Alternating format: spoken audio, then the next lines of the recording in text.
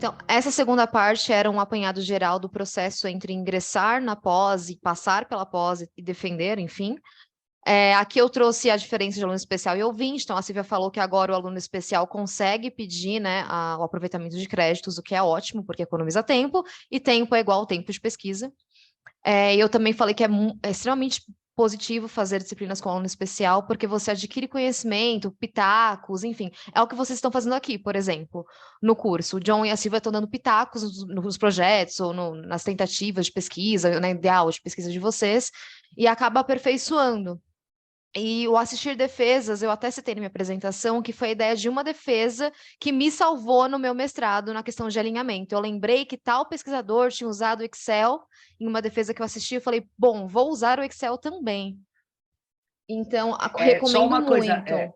não só assistir, não tenham medo de ler trabalho acadêmico grande, não tenham medo de pegar uma dissertação inteira para ler, não tenham medo de pegar um doutorado para ler inteiro, uma tese para ler. Muita gente pega só eu vejo esse erro muitas vezes, entendeu? Porque às vezes você pegando um trabalho, pegando ele inteiro, entendeu? Desde lendo o agradecimento até como é que a pessoa desenvolveu, como é que ela ficou na metodologia. Claro, um trabalho bom, né? Um trabalho que você vê que, de repente, foi citado várias vezes, um trabalho que vai te interessar. Você vai aprender muito. Olha, eu nunca esqueço como mudou a minha pesquisa depois que eu li a tese da Márcia Martins. A Márcia Martins, nossa, ela que me deu a ideia de montar uma sonda para tentar ver, sabe, de tentar achar aquilo no texto. Sabe, era uma coisa completamente diferente da minha, era Shakespeare, era teatro, entendeu? Mas é incrível como a gente aprende dentro do trabalho. Continuar, Camila, só, é que não é só. E ver também sendo defendido. É incrível. Ver qualificação. É tudo público, gente. Tudo público. Toda qualificação é pública, toda defesa é pública, ninguém pode falar que. Entendeu? Inclusive é uma coisa proibida, porque é público. Porque senão a gente fazia maracutaia, é público. Exatamente. Tá? Deixa eu só tentar aumentar meu volume, gente, não tá funcionando. Enfim. Bom, uma outra coisa aqui que eu falei também, que é bastante importante, é se você não vem lá da graduação, enfim, ou do mestrado já na letras e pretende entrar lá na FIFELET, você acaba precisando conhecer os professores que estão lá. Então, você acaba conhecendo os orientadores, as linhas de pesquisa, ou então até o jeito mesmo que a pessoa lida, certo? Eu acho que é muito válido você conhecer a pessoa com quem você quer trabalhar. Bom, para o próximo. E ver também, você pega isso no lápis, você vê que tipo de trabalho essa pessoa orientou. Entendeu? Então, Exatamente. você vai entrar lá uma das coisas aí desses sites que eu mostrei para vocês, quando você clica lá no letra, que eu não fiz a coisa, depois vocês fazem, você tem, a gente pode ver depois, você tem as linhas de pesquisa, entendeu? Então, você tem que olhar, e aí você vê, às vezes você fica meio confuso, mas será que é isso? O que será que é isso? Para tirar dúvida, vai no Lattes da pessoa, dá uma olhada, você tem toda a lista dos orientandos da pessoa, todas as orientações que você entra no Lattes do John, tem lá as 350 mil coisas que ele fez de todos os alunos, quem que era tese, quem que era mestrado, você vai lá e encontra o trabalho da pessoa, entendeu? Você vai vendo meio se te interessa, entendeu? Porque às vezes a pessoa, por exemplo, ela fala uma linha, mas de repente todas as coisas que ela orienta é outra coisa, entendeu? Eu já vi isso, né? Sim, é sempre muito bom, gente. Procurar artigos do professor também sempre ajuda. Bom, e aí sobre a prova de conteúdo, eu falei sobre ler os textos, obviamente, mas mais do que ler, estudar os textos. E eu falei muito rapidamente, mas eu vou relembrar aqui, que quando eu entrei foi no gap entre o Tradusp e o Letra, né? Não existia mais o Tradusp, ficou um ano sem nenhum projeto, sem nenhum programa de pós-graduação, e formalizaram o Letra na sequência. E todo mundo falou para mim, porque eu perguntei, né? Falei, gente, como é que é a prova? Porque não tem modelo de prova. A minha foi a primeira prova do programa. E aí falaram, não, no Tradusp eram várias questões, você escolhia, se não me falha a memória, eram 4, escolhia 3, alguma coisa assim. Falei, bom, ok, né? E aí eu cheguei na prova, era uma questão só, e a questão objetivava que você entrelaçasse os textos da referência bibliográfica da prova, pelo menos 2, se eu não me engano. E eu fui já pensando que isso poderia acontecer por causa da FUVEST, eu lembrei disso, mas enfim, fica a dica para vocês, porque de maneira geral não vai nessa, tipo, vamos fazer um texto, uma questão para cada texto, porque não? vocês lendo vão perceber que os textos têm uma continuidade entre eles de certa forma, dá para você fazer uma ligação, e é bem interessante. E as instruções de prova, e aqui eu falei que, pelo amor de Deus, cumpram as instruções de prova.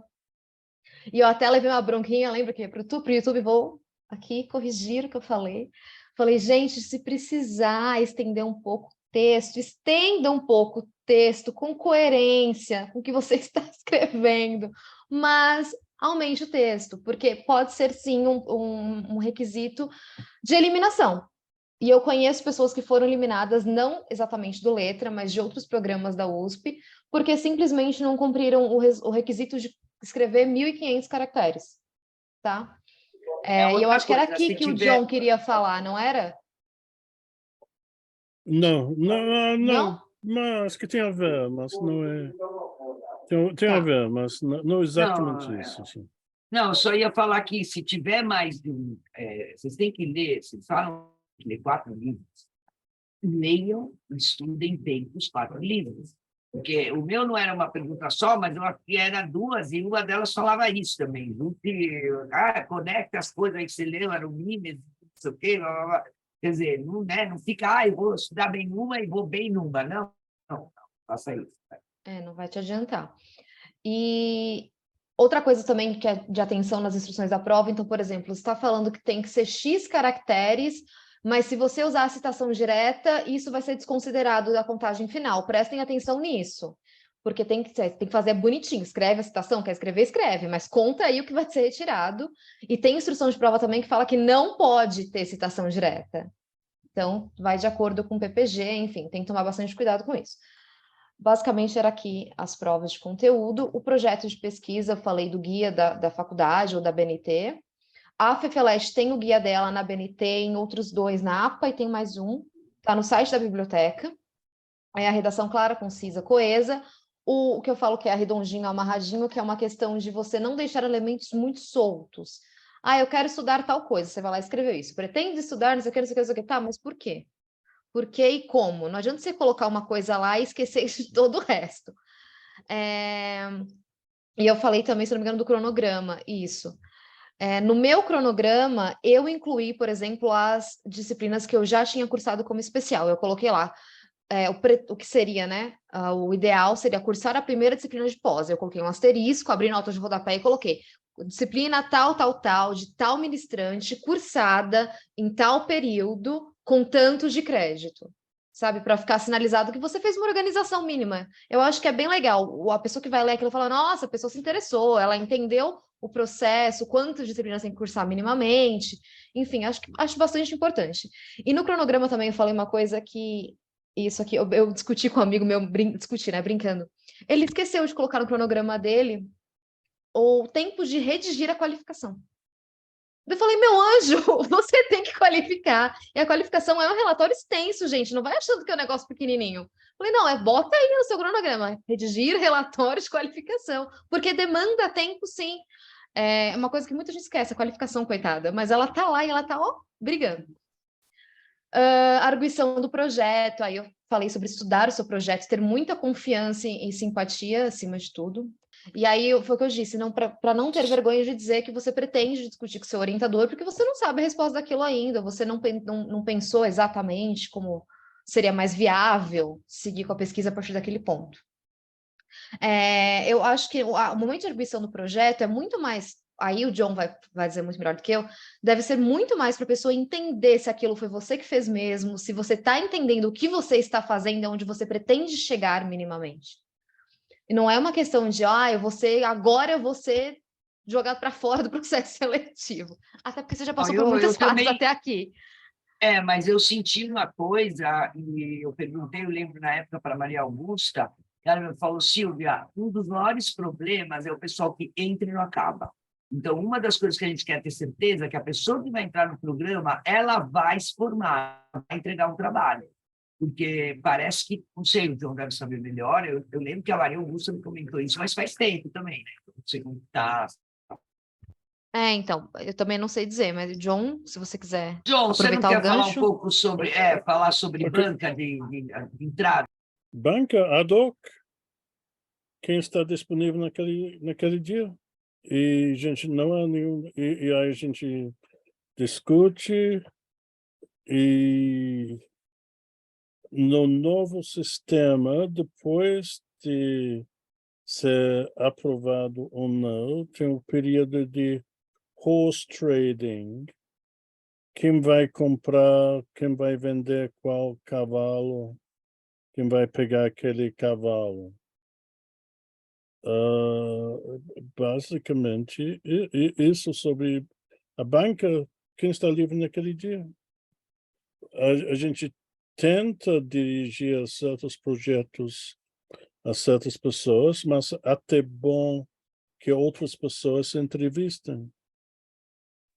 Mas conta um pouco, John, sobre a parte assim, o que é importante na entrevista assim, tipo, o que vocês Peraí. valorizam, não Ok, sei. então, vamos ver os pontos que eu tenho que fazer. Ok, primeiro ponto que quero fazer é que, claro que cada orientador é muito diferente. Falei ontem que não temos mais isso dos 12 discípulos, mas ainda essa coisa de orientação é muito pessoal. E a cada tipo de relacionamento.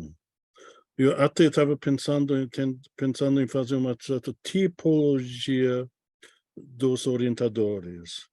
Tem orientadores que quase escrevem a tese. Me lembro de um visitante, professor visitante, que é muito amigo alemão, bastante tempo atrás. Eu sempre escutava ele dictando a tese para o orientando. Tem outro tipo de orientador que não faz absolutamente nada. Não há nenhum contato. Foi quase meu contato com meu orientador de doutorado. E pelo menos ele não desorientava. E claro que há cada tipo de relacionamento pessoal entre orientador e orientando. Se isso não estivesse sendo gravado, eu poderia falar outras coisas, mas isso seria mais tipo fala de conversa de bar, fofoca de bar. Mas claro que existem casos amorosos e depois, como em muitos caso amoroso seguido por ódio completo. Houve caso de o colega do alemão, depois de se apaixonar, foi mútuo, com orientanda, ele fez a coisa totalmente correta, passou a orientanda para outro orientador. Não, eu acho que não entende mal isso. Não é passar ela como amante para outro orientador, passa ela como orientanda para outro orientador. Aí ela acabou casando, acho que ainda estão bem casados. E claro que me lembro de uma colega na Bahia, ele sempre convidava todas as orientantes para tomar chá uma vez por semana. Antigo como o primeiro grupo de orientandos, a gente estava sempre no Finnegan's naquela época. E claro que tem cada tipo de relacionamento e eu tenho que escrever alguma coisa sobre isso um dia. Ok, aí tem dois casos interessantes. Paulo Edson Alves, que Silvia e outras pessoas conhecem bem, ele é pianista. Mas quando ele começou a fazer cursos comigo, ele nunca falou que era pianista. Pensando que se eu soubesse que ele era músico, nunca ia aceitá-lo como orientando. Como ele tinha interesses muito abrangentes, ele tinha ideia que o orientador fosse exigir que ele fosse assim. Tipo, vida totalmente dedicada à dissertação, à tese. Vida de monge, vida de freire. Que é muito comum em nosso meio acadêmico. Parece que o professor Álvaro Faleiros, que também é músico, poeta, Ele falou que ele não conseguiu entrar na USP, primeira vez que ele tentou, e ele falou que possivelmente isso foi a desvantagem que ele levou, não foi considerado assim. Então, isso é uma coisa, cada orientador é diferente. Eu prefiro pessoas com interesses mais abrangentes. E nas letras temos esse elemento, que a tese pode ter um elemento pessoal, e não se a palavra, e a forma de escrita pode ser mais pessoal, não sei como boa tradução para a palavra em inglês, mas writerly, no filme autor, não sei qual a boa tradução. Literária, talvez falar que ela poderia ser mais literária, mais jornalística. Literária, não sei se Não, writerly. texto, Writerly. Então, tese pode ser mais assim, menos seguindo os parâmetros formais. Quando eu recebo várias propostas para ler, tem que ter alguma coisa que me chame a atenção. Tem que ter algum certo interesse. Me lembro que ontem a gente estava dando tutorial, foi Vladimir, acho. Ele falou que uma proposta possível que seria de execução muito difícil seria tradução hip-hop de trechos de Shakespeare. Como interessante, como faz isso? Isso me chamou a atenção. Eu recebi, e nos últimos poucos anos, eu recebi poucas propostas que realmente me chamaram a atenção. Acho que durante as últimas 2 semanas, vocês já têm uma ideia das coisas que me interessam, especialmente muito pouca coisa ligando com elementos históricos. Houve uma proposta muito interessante que a gente avaliou, tradução comentada do poema The Temple of Nature, Erasmus Darwin, acho que filho de Charles Darwin, de acho que era cientista, ele, o candidato era cientista, ele tinha um background na ciência, acho que na física, na botânica. Eu acho isso muito interessante, coisa que eu nunca tinha visto. Aí eu queria pegá-lo, mas infelizmente meu colega Eduardo Navarro já tinha feito contato com ele. Então, realmente me encontro no momento com poucos orientandos e eu recebi poucas propostas que realmente me interessaram. Que mais? Então, tem que ter esse elemento, para mim, tem que ser uma coisa um pouco diferente. Tem que inovar de uma maneira ou outra, como a proposta de Lívia. É bom que não seja uma coisa batida.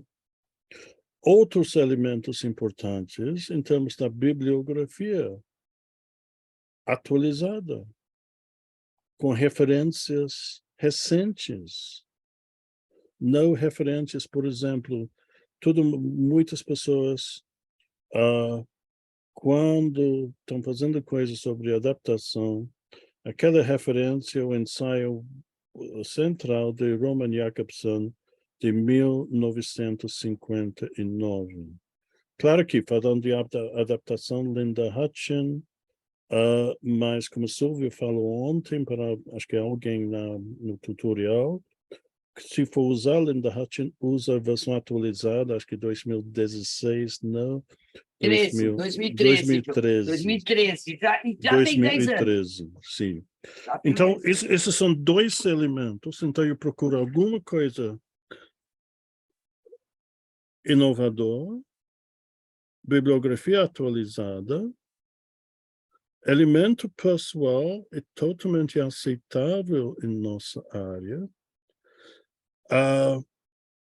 Claro, como uma aluna minha, acho que eu mencionei, Najara Mitsuoka, que fez um estudo sobre a revista budista que ela organizava, ela organizava as traduções para o inglês, do inglês para o português, para essa revista budista, Soka Gakkai,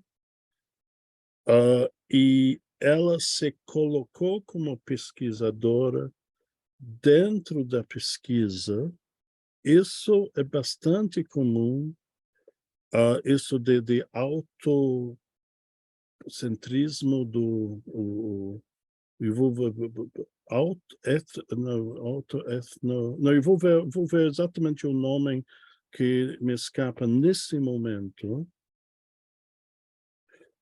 mas isso é aceitável, mas claro que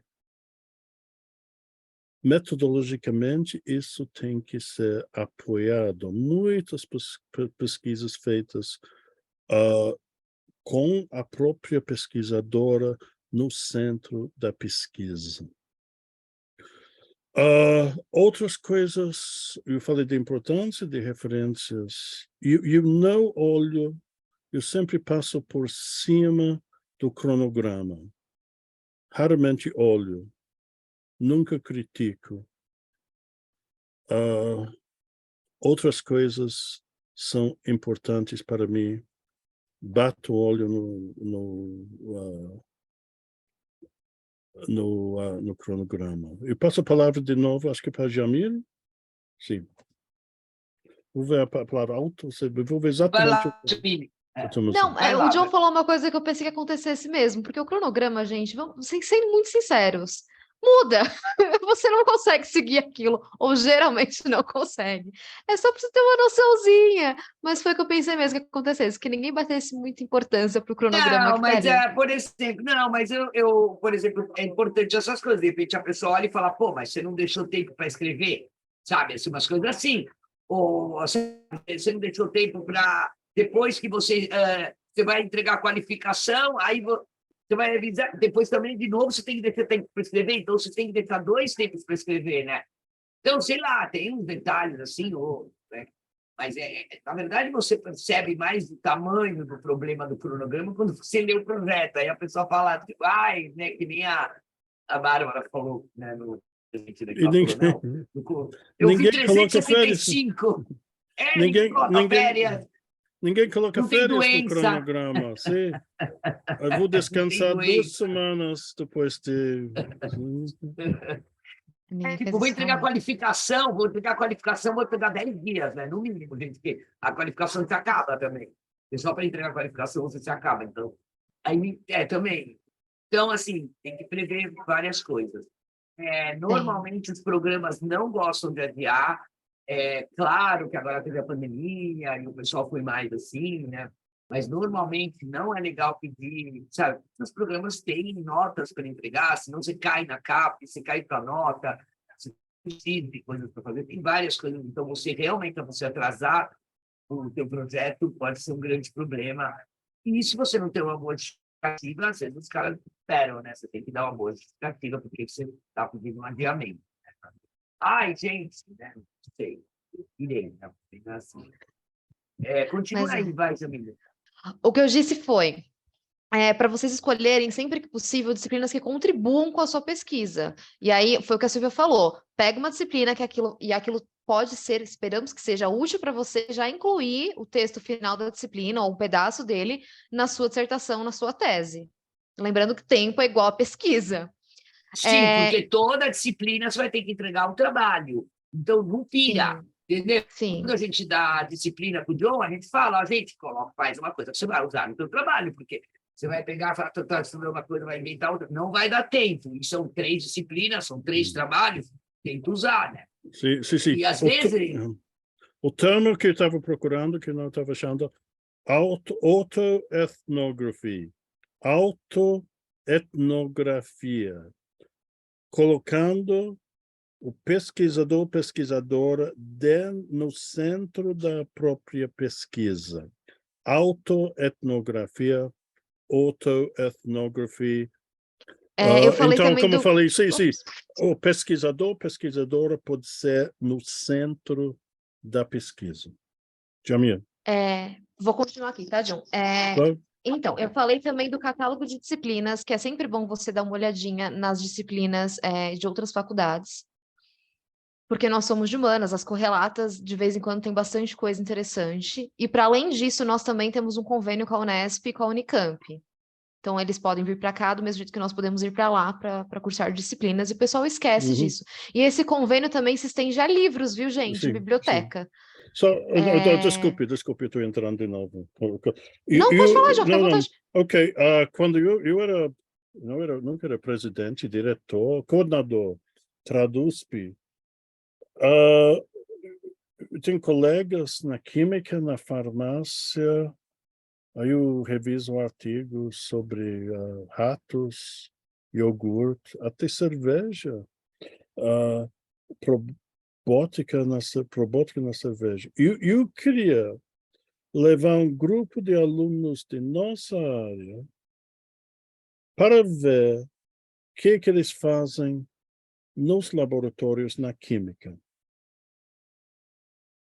Mundo, claro que eu tenho alguma ideia porque eu reviso artigos, mas acho que para a maior parte dos alunos de letras é a Lua, o lado desconhecido da Lua. Eu conheci, é que assim, calhou, gente. Um colega meu de escola acabou fazendo especialização na química. E eu não entrei também, tá? Mas eu fiquei abismada, porque ele estava correndo uma vez, ele estava entrando no prédio ali perto do refeitório da química. Aí mas que pressa é essa toda e tal? Ele, não, é porque tem que entrar e tem que passar por não sei quantas portas de senha. Daí eu, nossa. Eu falei, ó lá a cara da Silvia de que é assim mesmo. Não, não era assim quando eu fiz, para quem não sabe, eu sou bióloga, eu tenho uma vida pregressa lá na microbiologia. Não era assim. Agora, mas nem com a carteirinha da USP. Outro dia eu fui com a Érica, que é minha amiga, que ela trabalha lá, ela é doutora da bioquímica e ela vai sempre na química. Eu posso entrar? Não, não pode. Aí tem que chamar, e aí depois, bom, no final você consegue entrar, mas não é assim, né? É bem complicado. Então vamos. Ai, volta aqui. Bom, os eventos acadêmicos. Fala porque teve uma pessoa, a Lívia, falou ontem que ela também fez PAI, eu também fiz PAI, é muito importante. Então, mas aí o pai é outra coisa. Você vai falar, deixa aqui pro ar, tá. Do PROAP. Não, mas Depois os você eventos fala. acadêmicos eu estava dizendo que são importantes e que também trazem muitas contribuições. Eu até citei o Galindo em um dos eventos, a Zavaglia em outra que me ajudou também na questão do neologismo. Enfim, sempre são observações externas, porque você está tão imerso naquilo que uma hora vai ficando batido, né? É bom ter outras observações, outros olhares para aquilo. E aí a questão financeira, porque evento acadêmico é caro, muito caro. Os alunos têm o direito à verba PROAP, só que assim, é uma verba que eles tentam dividir entre todos os alunos que estão no programa de pós-graduação. Então, geralmente, no Letra, eles pagam as inscrições. Nos outros programas de pós, eu não sei o quanto de verba tem e como isso é dividido, né? Mas as minhas inscrições geralmente eram cobertas pelo PROAP, e o que é ótimo, mas já vão sabendo que você vai pedir a verba, vai demorar um pouco, vão aprovar a verba, você tem que mandar depois um relatório em 5 dias, tem aquela questão burocrática, não é o dinheiro caiu do céu, gente, você tem que responder por aquilo que você ganhou financeiramente, né? Falar o que você fez, como foi o evento, enfim. Oi, Silvia, você quer falar? João, eu não sei, eu lembro, não sei, eu lembro, pelo menos quando eu fiz, eles davam grana para diária também. Eu fui em evento com grana para diária. Sei, João, como está agora. Às vezes sobra nos departamentos de alguma coisa. Eu lembro que uma vez me avisaram, falaram, você quer ir ia ter um evento, tem uma graninha. Aí eu entrei pedindo e deu certo. Sei lá, Não tive averiguem, essa né, sorte. Jamile? A Jamile fala que é uma coisa verdade. A gente tem muita coisa, às vezes a gente não aproveita. A maioria dos eventos lá fora sempre tem uma bolsa para estudante, especialmente aquele que mora aqui em países não menos desenvolvidos. Então, pelo menos na área de hispanismo, sempre tem, eles sempre dão bolsa para quem sabe. Então, fiquem de olho, de repente eles vão ter que mandar antes do trabalho, né? Sempre tem algum trabalho, coisa a fazer, mas vale a pena. O curso que eu comentei para vocês, que eu fiz em Leven, que é muito legal, do CETRA, tem bolsa. Fiquem saco das amigas, eu quero que ela vá fazer esse curso. Tem bolsa também, especialmente para o Brasil. Sobre pesquisar e redigir o texto, então eu falei dos sites que a Silvia e o John já devem ter falado para vocês, o Library e o Internet Archive, que me ajudou muito, me salvou legal nas minhas pesquisas para o corpo de referência, para quem assistiu minha apresentação. O VPN da USP também, instalem o VPN da USP no computador de vocês, porque pensem comigo, como é que eu faria uma pesquisa sem o VPN da USP em casa? Porque eu fiz meu mestrado inteiro na pandemia, gente. Eu assisti a aula da Silvia, 2 aulas, acabou pandemia, fim. Então, instalem o VPN, é bastante importante. Eles têm um site que ensina bonitinho a instalar, que eu esqueci de colocar aqui, mas tem. Posso te mandar o link depois, se você quiser colocar em algum lugar. Estabeleça metas diárias. Isso eu aprendi com a minha orientadora, tá? Porque eu sou uma pessoa... Vocês já perceberam que eu falo muito, eu sou um pouco agitada. E eu sou um pouco afobada também. Então, estabelecer metas diárias e pausas entre essas metas é muito importante, justamente para não cansar muito o cérebro. Precisa, gente, senão você, de novo, fica aquela coisa batendo e você vai passando um monte de coisa sem perceber, porque cansa. E não adianta, depois você não começa a ver mais nada, sabe? E embaça tudo, né, Jamile? Tá Então, louco. exatamente. E uma outra coisa que eu não coloquei aqui, mas eu vou citar, já que eu estou com um pouco mais de tempo. Na época da minha dissertação, eu tive a brilhante ideia, nos 2 primeiros meses, de linkar os meus arquivos no computador com o Drive. Aquele esquema de se eu mudo no computador, muda automaticamente no Drive, sabe? E aí aconteceu que... Mas assim, tudo bem, meu caso é específico, eu mexo com uma língua oriental, enfim. Os meus arquivos foram corrompidos nessa brincadeira, gente. Então, a minha dica é... Cuidado com esse compartilhamento em tempo real com o Drive. Salve sempre no Drive, sim, mas tem um outro método em que você salva o arquivo no seu computador, bonitinho, e aí depois você manda para o Drive. É mais trabalhoso, mas achei um pouco mais seguro depois que eu aprendi. E a minha última dica nessa parte foi sobre o capítulo, quando você está travado, não sabe o que fazer da vida, comece pela metodologia. Me ensinaram. Elaine, estava aqui com vocês, né? Me ensinou isso. E, de fato, se vocês lembrarem da minha apresentação, foi onde deu mais problema. Então, foi onde eu me detive, eu tive que deter muito do meu tempo para conseguir solucionar ou então desviar dessas barreiras. E depois que a metodologia anda, tudo anda, é incrível. Achei maravilhoso, inclusive. Agora vamos para outra coisa. Relatar problemas e soluções na dissertação, porque isso também faz parte do processo de pesquisa. Então, sim, não pode, o mundo não é perfeito, gente. Tem que falar, eu passei por isso, isso, isso para chegar ali. E olha que legal, quando você conta isso para alguém, você fala, nossa, porque para quem olha de fora parece que você chegou, começo, meio, fim, maravilhosa, perfeitinha. Não, não é assim. Nada na vida é assim. E é importante, faz parte, gente. Para mim ficou sempre isso muito óbvio, porque eu venho de uma área que não tem problema. Quer dizer, claro, você faz experimentos, você vai esperar que você consiga fazer a clonagem daquele gene que você quer, etc. Mas, de repente, não dá certo, mas você... Tudo aquilo faz parte de pesquisa. Então, por exemplo, no meu dissertação de mestrado, eu achei que eu podia comparar traduções através dos provérbios de Cervantes. Não dá. Daí eu fiz toda a dissertação. Claro, no final, a minha dissertação, o importante da minha dissertação foi outras coisas, as entrevistas que eu fiz com os autores, foi todo o levantamento historiográfico que eu fiz. Isso foi muito importante. Foi ver realmente essa história do... Depois eu fiz até um capítulo que saiu no livro sobre a gênese do Sancho Panza, porque eu estudei muito Sancho Panza, porque eu estudei provérbios. Agora, o que eu tinha me proposto a fazer, que era poder verificar as traduções através dos provérbios, não dá certo. Agora, é importante saber isso, porque, por exemplo, agora, depois quando eu estava fazendo o livro, eu estive lendo uns outros artigos e de gente que está tentando fazer isso agora. Eu falei, gente, coitados, entendeu? Não dá. Claro, escrevi no livro, olha, não dá, está errado. Quer dizer, pelo menos com com paralinguístico português e espanhol, menos ainda, porque é muito próximo. Mas provérbios, eles têm toda uma característica, que a gente não vai falar disso agora, porque não estamos falando disso, mas eu vi que não dava. Agora, é importante, se uma pessoa vai fazer lá, o coitado aprendeu tempo também fazendo, então faz parte da pesquisa, não há que, então errado, tem que muito repetir. Não, sabe? Claro, o ideal é depois você conseguir pelo menos alguma coisa, você está fazendo. Fala aí, Jana.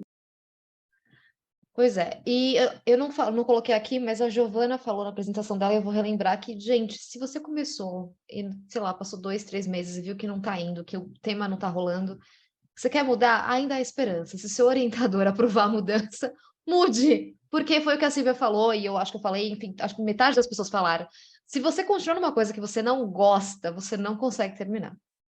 Eu falava muito na minha época de dissertação que eu estava terminando com amor ao ódio, a Dr. Seuss. Porque, assim, é um processo muito cansativo. E agora eu vou tentar passar para o próximo slide, que eu já vi que não vai mudar para vocês. Mudou? Mudou? Não. Não. Então mudou, Agora mudou, foi. mudou. Bom, sobre a quali, eu falei que eu chamo de defesa com outro nome, mas eu já vou abrir todos aqui. Aqui. Por quê? Não sei como está agora, a gente não pesquisei, mas na minha época tinham 3 tentativas de quali. Se você não passa na quali, você não pode chegar para defesa, tá? E é uma coisa que eu me assustei porque eu não sabia. Eu fui a pessoa despreparada, daqui a pouco tem que redigir a quali, tá? Vamos lá. Na hora que eu fui olhar as regras da quali, eu me deparei com isso, eu falei, eita, o negócio é avaliativo real. E aí, enfim, por isso que eu chamo de defesa contra o nome. E o John pode também dar o parecer dele, mas eu chuto que se a pessoa não passa na quali, não chega na defesa, ponto, né, John? E que é muito difícil uma pessoa que passou na quali não passar na defesa no final. O depósito é basicamente aquela questão da resolução para a banca, que eu acabei de falar para vocês, organização de documentos, porque, gente, é a assinatura que vai até na sua alma do seu orientador, acreditem em mim. E não depositem no último dia, porque tem um aviso na FIFELESH, não sei como tá, mas na minha época estava em negrito vermelho, que eles não se responsabilizam se cair o sistema no dia. É uma coisa que marcou minha vida. E o texto, obviamente, revisado, por motivos óbvios, né? A leitura Fora, cansada... peraí, gente, é o seguinte. Outra coisa, não se esqueçam que, geralmente, quando a gente entra, se vocês forem querer entrar numa instituição pública, existem feriados, existem horários bem diferentes de coisa. Então, eu lembro, por exemplo, que eu queria entregar a minha tese antes do Natal, para me livrar, sabe, passar o Natal, Ano Novo livre. Já tinha fechado a secretaria, eu não sabia, mas ficou super cedo, foi 18 de dezembro, entendeu? E meu último dia era dia 31 de dezembro. E eu achei, sei lá, na outra semana já era Natal. Mas eu lembro que eu fui entregar, não consegui entregar, e eu ficava olhando aquilo, nossa, tudo encadernado em cima da mesa. Aí chegou na hora de entregar, eu tive que mudar a capa, porque estava escrito 2014. Tinha que mudar a capa, porque já tinha virado o ano, tinha que pagar tudo de novo. Então, prestem atenção. Isso, por sorte, consegui entregar. Mas prestem atenção com essas coisas, tá? Porque eles entram em férias, tem umas datas estranhas lá que, funcionário público, às vezes não é igual a nossa. Vai lá. A defesa... Não mudou, não mudou. Meu Não mudou. gente, o Zoom tá de brincadeira com a minha cara. É o último, vai. Agora mudou. Mudou, vai. Foi o que eu falei para vocês, de poder discordar. Gente, polidamente, pelo amor de Deus, não é para quebrar o barraco no meio da sua defesa. A questão de teoria me preocupou muito. Olha que insano, gente. No dia da minha defesa, no carro, eu liguei para a Elaine. Ela pode comprovar isso. Eu falei, Elaine, e se discutirem comigo porque eu não usei teoria X da tradução dela, você vai dizer que não usou porque a teoria Y que você usou é a mais cabível. Nossa, é verdade. Era só isso que eu precisava. E não me perguntaram nada, gente. Mas é insano, o cérebro funciona de outro jeito. E me disseram isso, alguém me disse, já não sei mais quem, mas foi muito especial para mim, porque me disseram, relaxa. Ninguém no mundo vai entender mais a sua pesquisa do que você. Foi você que fez, você que está imersa. E é isso, às vezes tem coisa que eu esqueço, mas se alguém fala alguma coisa, eu lembro, você puxa, é uma coisa muito especial, assim. Então, tenho bastante confiança. E eu deixei 3 coisas que eu não falei daquele dia, mas vou falar rapidinho, tá? Sil, prometo, 2 minutos. Tá, não, tudo bem. Outras coisas que nós pós-graduandos ou esquecemos, ou talvez tenha sido o meu caso, tá? O primeiro é o coraçãozinho com o cérebro, porque a gente tem que cuidar mesmo do corpo, do sentimento, da mente. Então, aquela coisa de pausas, precisa de descanso de um dia, pare, e tenha descanso e não se culpe por isso. É uma coisa que a gente esquece de botar na balança, tá? Porque eu acho que a gente olha tanto de fora e fala, nossa, é tão bonito e tão perfeito, e esquece que o processo não é perfeito. E a mãozinha do não é uma coisa que eu ouvi, eu fui coletando relatos do pessoal que eu conheço, e eu falei, gente, ninguém nunca me disse isso. Mas é um fato. Abra qualquer defesa, qualquer dissertação, qualquer tese, em algum parágrafo vai ter, peço desculpas pela minha ausência, ou alguma coisa nesse sentido. Para os seus familiares e para os seus amigos. A gente tem que aprender em algum momento, provavelmente, a dizer não. Não consigo ir no churrasco, não consigo ir nessa festa, porque o tempo está passando e eu, de algum jeito, não segui meu cronograma, porque a vida acontece, os problemas acontecem. E é um processo muito difícil esse não, porque no primeiro momento a gente se sente muito culpado, eu não vou mentir não, tá? Isso demanda uma terapia, a gente recomenda terapia, inclusive. E por Você não ouve último... muito, tipo, você não veio no meu aniversário. Ai, Silvia, Sim, a vida não é só esse trabalho, ai, a vida não é só isso. Você escuta muito isso. já que a Escuta Silvia até vai hoje. cortar, eu vou dar um relato pessoal. A minha irmã, que eu acabei de citar para vocês, que enlouqueceu quando eu falei que discordava do professor, ela falava muito para mim, nossa, você não vem me visitar. Eu falei, não tem como, eu estou em um outro momento da minha vida e o seu incômodo me deixa muito pior para fazer minhas coisas. Porque eu tenho que estudar aos sábados, aos domingos, e você falando que eu não te enxergo, que eu não tenho saudade, só piora a situação, porque aí são duas culpas, concordem comigo. Que é a culpa de não ver o ser humaninho e a culpa de estar com o negócio atrasado. É um processo que você vai ter que aprender, infelizmente, gente, é doído. E o último, os bichinhos bonitinhos, foi o melhor emoji que eu encontrei para falar sobre o que eu quero dizer, que é só rede de apoio. Eu comecei o mestrado muito caxias, do tipo, eu não quero pedir ajuda, sabe aquela coisa de é meu projeto, é sacanagem. E no final, meu marido estava aqui fazendo gráfico para mim, porque eu precisava de gráfico e não tinha tempo. E eu tinha amiga ligando, Jamile, você precisa de alguma coisa? Eu falei, não, já arrumei tal pessoa para me ajudar a fazer tal coisa. E assim, gente, às vezes precisa da rede de apoio. E a rede de apoio não é só ajudar a pôr a mão na massa, é alguém que te liga e fala, meu, vou te mandar um café, que você está muito louca hoje. Eu sei que está difícil aí, você está precisando de um docinho. Então, a rede de apoio realmente é o apoio, gente. Não descartem, não se afastem. E eles se acostumam, acreditem em mim. Porque o meu grupo de amigas são todos da faculdade, mas eu sou a única louca que entrou no mestrado. E todo mundo se acostumou. A Silvia conheceu todo mundo, todo mundo de prova. E acho que era isso que eu tinha para dizer hoje. Agora acabou. Tá vendo só? Obrigada, Jamile. Super Imagina. obrigada por dividir isso.